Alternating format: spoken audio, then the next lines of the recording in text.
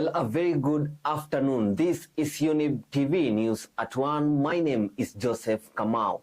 Now, on to our first story. The National Treasury is planning to lower tax rates over the medium term, which seems to be a change in strategy. In an address at the beginning of the fiscal year 2025-2026 budget preparation process, Treasury Cabinet Secretary John Badi stated that in an effort to draw foreign investment, the government would like to lower corporate taxes from the current 30% to 25% and the value-added tax, which is the VAT rate, from 16% to 14%. Here is the report.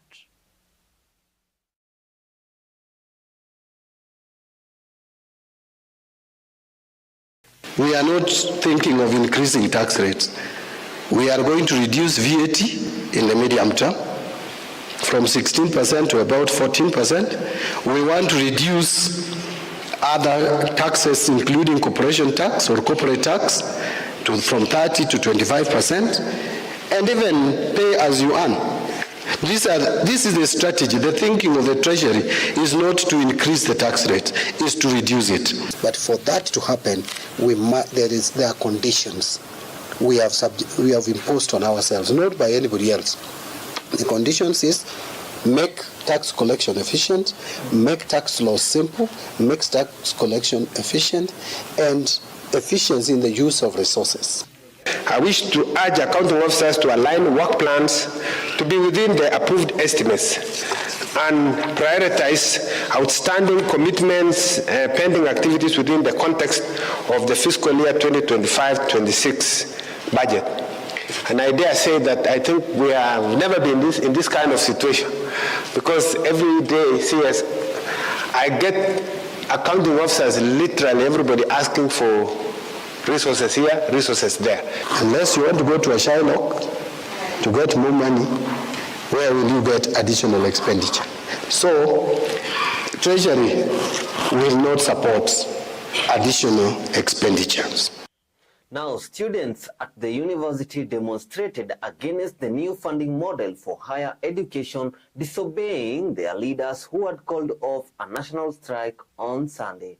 At the University of Nairobi, Moi University, Kenyatta University, Pwani University, Technical University of Mombasa, TUM, and Mount Kenya University, there were demonstrations yesterday. The protesters accused their leaders of being compromised and of not speaking up enough on their behalf. The students, however, said the new system jeopardizes their education and urged a return to the former differentiated unit cost funding mechanism.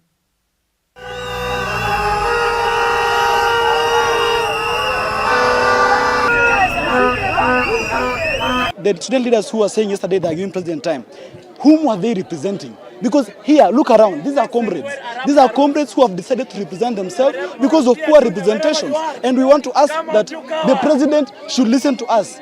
They say that the voice of the people is the voice of God. This is God speaking through the people to the president. Let our needs be heard. We are the ones who are suffering. We are really, really suffering. And we are not going to allow this. We will reject every day. We will repudiate. And actually in future, we want free university education. The funding model should fall and university education should be free. Hii new funding model ni model ambayo inakuja ku floxinaus inihilipilificate our comrades. Yani inawaeka chini. Na tunajua kwamba masomo ni kitu ambayo inafaa ilete usawa katika comrades. Yule mtoto wa maskini na yule mtoto wa tajiri wanafaa kupata education ya usawa. We want to refuse and will not accept the financing model that Ruto is trying to bring to us. Now, on to the courts. Gilbert Masengeli, the acting police inspector general, was found guilty by the High Court of violating court orders. According to Justice Lawrence Mugambi, people who are fervently committed to a cause won't be able to live in impunity or open disobedience. Masengeli was obliged to appear in court on Monday in order to provide an explanation for the events leading up to the disappearance of three individuals in Kitengela during the anti-finance protest. The court has now sent out multiple summons, but Masengeli has ignored them all, with the recent summon sending his DIG of the Kenya Police.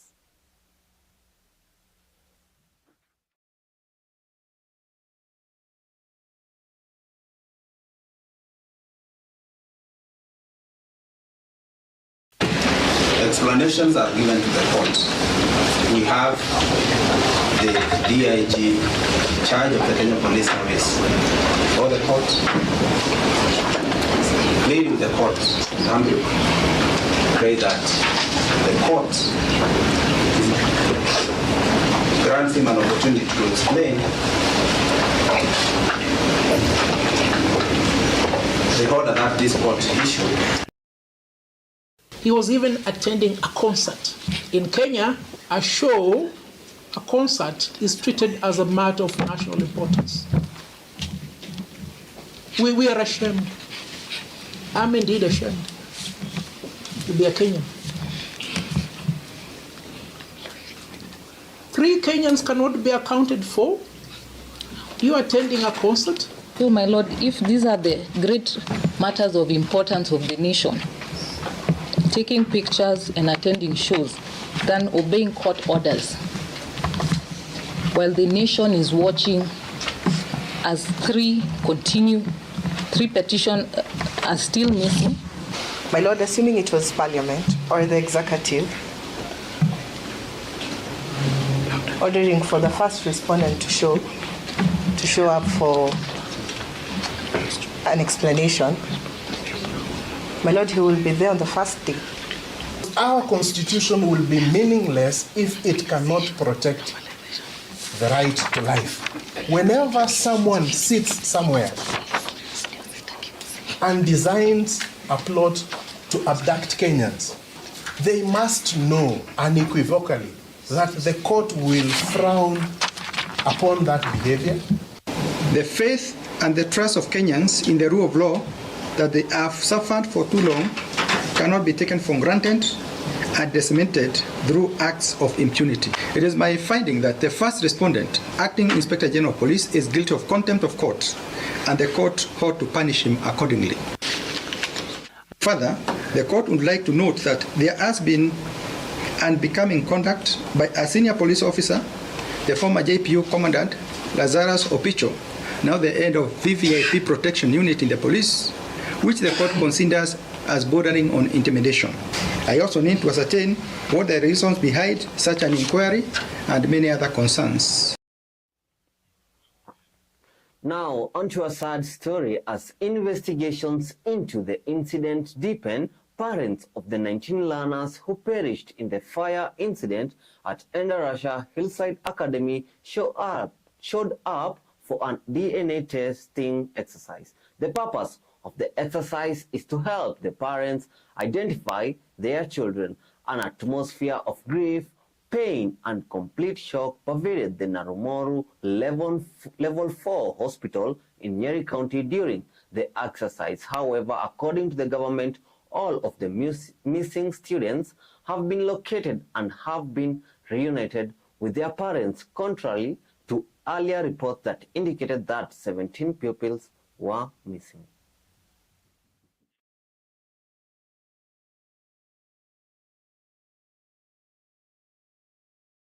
Sahi kwanza tuko moshari, tuko geti ya moshari, na tukitoka nyumbani tulikuwa tunakuja kuchukua watoto, na sasa hii tuko geti ya moshari. Sasa tukaona serikali saa zingine kuna mambo inatufisha juu hawawezi kutuambia ukweli.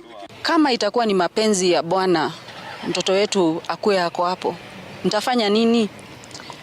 Nitaambia Mungu tu ni mapenzi yako Mwenyezi Mungu, kwa maana yote ikitendeka Mungu tu alikuwa tu anajua.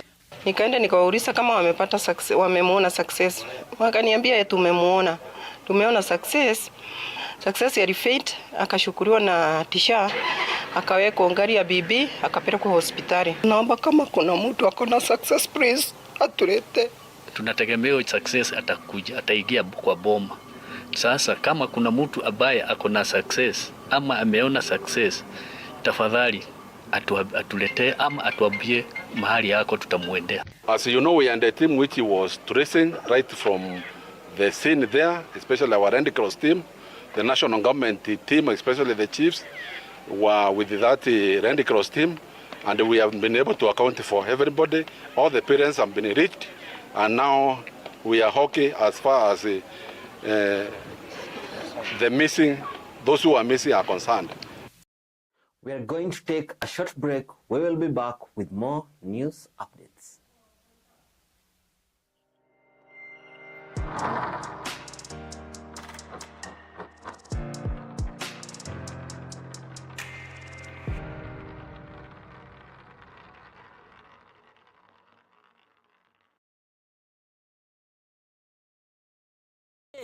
Wewe ni mfanyabiashara katika sekta ya elimu, afya bora, usafiri ama unamiliki kampuni yoyote ile? Ungependa kupata fursa ya kutangaza biashara yako ili kuwafikia wateja zaidi? Usikonde. Runinga ya Younib inakupa fursa ya kupeperusha matangazo kuhusu bidhaa na huduma unazotoa kwa bei nafuu. Kwa maelezo zaidi, wasiliana nasi kupitia nambari za simu 0750344700 ama kupitia barua pepe marketing@younibtv.com. Jinyakulie leo. Younib TV, ever the best.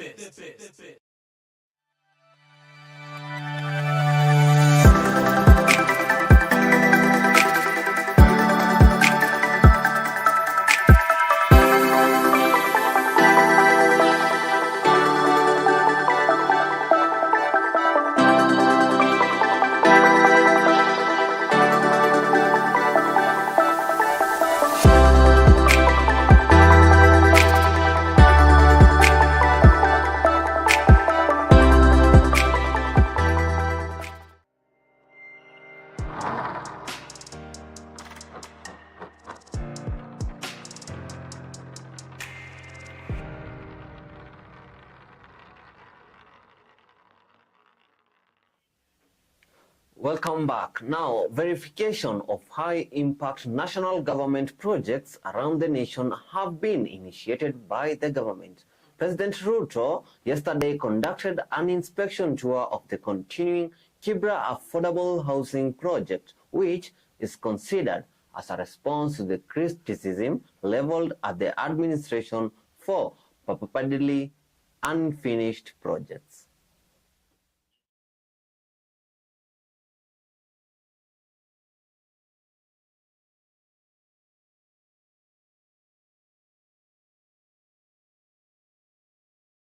Tutawapatia nafasi ya kuwa home owners. Nyinyi mtakuwa wenyeji hapa.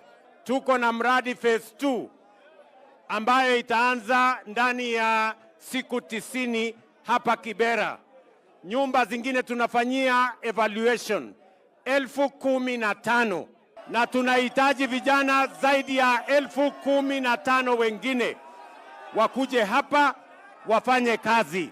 Nia yetu ni kubadilisha hii Kavira. Hii Kavira itawacha kuwa slum, itakuwa estate. Tutawapatia nafasi. On to a sad story. A 25-year-old man kills father after a heated argument over his grandmother's pig. Tepla Osiema, the suspect's grandmother, had an argument with her grandson after she came back home and found her pig dead, which led to the suspect's father to intervene, an incident that resulted to his death after his son attacked him and cut his head with a panga. Ilikuwa ni kama saa 1, saa 2, babake aliingia na huyo mtoto anakaa na shosho yake. Babake akasikia makelele huko kwa mama yake, akauliza ni nini mbaya, na huko tunasikia kelele, Sami anaongea juu hivi, kuna nini? Nikamwambia mimi hata sijui, nasikia anagombana, anataja maana mbona nguruwe imekufa. Basi akasema wacha mimi niende kuangalia ni nini mbaya. Manake alikuwa amelewa kidogo, nikamwambia usiende, manake unamjua huyo mtoto wako. Wewe ndio ulimzaa, unamjua na kuanga juu, si mtoto wa kuwa chini. Ukiongea yeye anakuanga tu juu, ngoja utaenda tu akishapoa hiyo ugomvi yake. Akakadikataza, akasema kwamba, akaniambia kwamba mimi mpaka niende niangalie anaongelea nini. Kweli alikuja, mimi nilikuwa na shughuli zangu kama mama kwa nyumba. Hakika hakuweza kurudi tena, ikawa ni kelele huko, mara ni mbio. Kutoka kwa nyumba nasikia tu shosho ya mama yake ambaye ni shosho ya mtoto akiuliza, akisema hakika wewe umeua baba yako. Wanapanga nasema nguruwe yake ilikufa. Alisema Makoko, wewe unaua nguruwe yangu, mimi sishika hapa. Sasa huyo mtoto wangu alisema mama alikuja tu saa hii, aliua nguruwe saa ngapi? Mtoto wangu, wewe unachukosa mama saa yote. Mtoto wangu unasamanga vitu kwa mama, wewe unafanya vibaya. Alienda kwa nyumba ya hiyo, alichukua panga, alimkata na hiyo panga. Now, on to matters politics. Under the North and Northeastern Development Plan, Deputy President Rigathi Gachagua made sincere attempts to convene leaders from arid and semi-arid regions. However, his efforts were met with resistance, as the very leaders he aimed to elevate abandoned him. Rows of empty seats told the tale. His contentious position on the one-man, one-vote, one-shilling idea seemed to have ignited recent political rifts, overshadowing his hopes to unite these leaders around important projects.